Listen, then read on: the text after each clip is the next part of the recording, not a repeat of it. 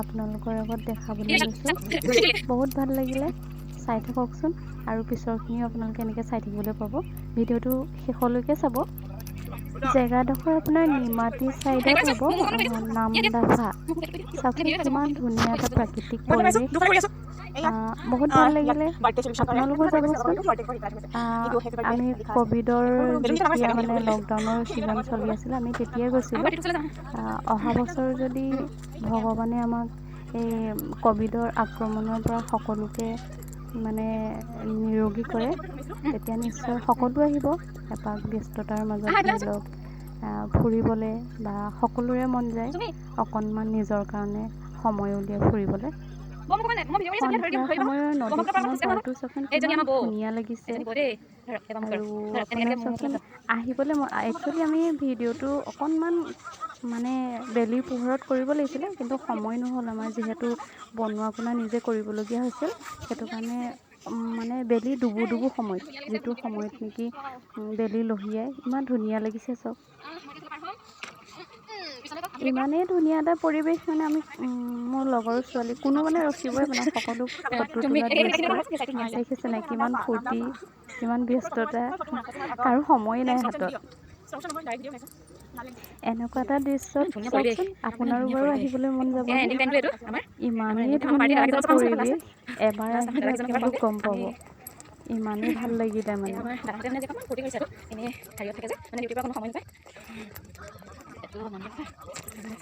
ভিডিঅ'টো চাই থাকক শেষলৈকে সকলো আপোনালোকক দেখাইছে। এয়া আমাৰ দাদা চব আহিছে আৰু মানে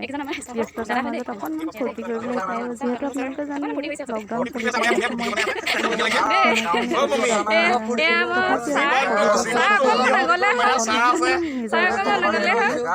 ফুৰিবলৈ আহিছে।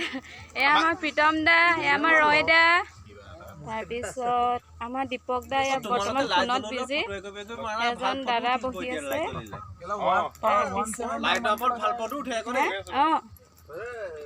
লাইভ দেই এয়া আমাৰ নিপেন দা দেই হেল্ল'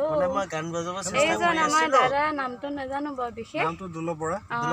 দা ইয়াত দেই নমস্কাৰ দেই দীপক দা সখী বুলি এতিয়াহে গম পাইছোঁ ঠিক আছে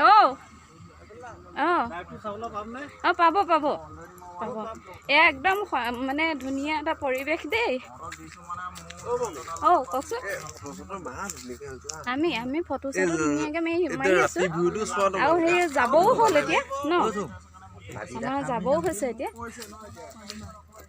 জাষ্ট অকণমান মোক এইখিনি ধৰি দিয়ে এই আমাৰ চমি এইজনী মমিবা চবকে দেখা আহিলে অলৰেডি এতিয়া মমিবা গৈ আছে ব'লা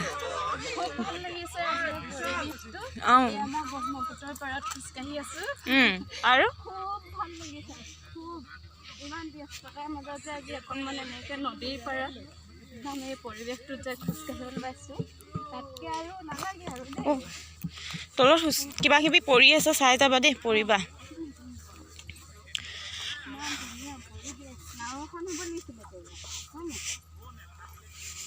ইমান ধুনীয়া ভিউ এটা আহিছে নদীখনৰ চোৱাচোন ন ভাল লাগিছে কিবা এটা মোবাইলত পোহৰটো বেছি আহিছে কিন্তু ওচৰত ইমান পোহৰ নাই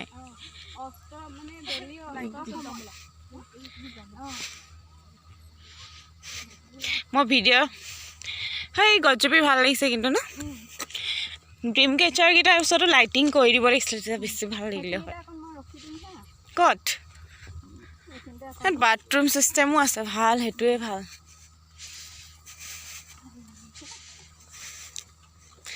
হে মইনা হাতাকে যদি কোৱা না মোৰ জেকেটটো পিন্ধি লওঁ ঠাণ্ডা লাগিছে গাড়ীতে বহোগৈ নেকি ব'লা এইটো সঁচাকৈ বৰ ধুনীয়া লাগিছে ইয়াত ফটো এখন মাৰিব পৰা হ'লে ভাল লাগিল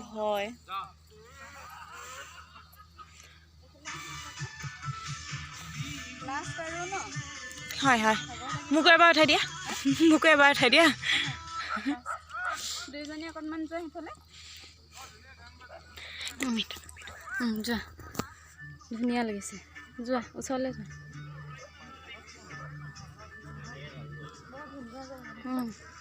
ওচৰলৈ যোৱা এয়া আমাৰ চুমি আৰু বৌ দেই এয়া নামডাফালে আহি ভাল লাগে আমাৰ বৌজনী মানে হেৰি চেৰি কাৰণে বৰ ধুনীয়া আছিলে খালি সোনকালে দাদাৰ লগত আৰু মানে লভ মেৰিজ হৈ এয়া বিয়াত সোমাবলগীয়া হ'ল দেই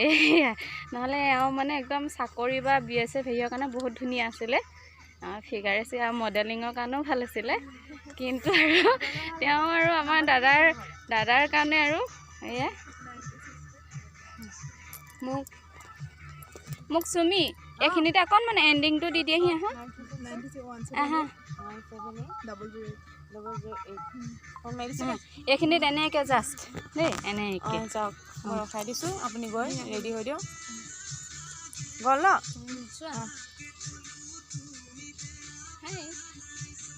এইজনী আমাৰ মম্মীপা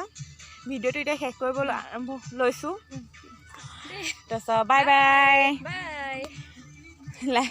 ভিডিঅ'টো লাইক কৰি কমেণ্ট কৰি লগতে শ্বেয়াৰো কৰি দিব ছাবস্ক্ৰাইব আৰু ছাবস্ক্ৰাইবটো কৰিবলৈ কেতিয়াও নাপাহৰিব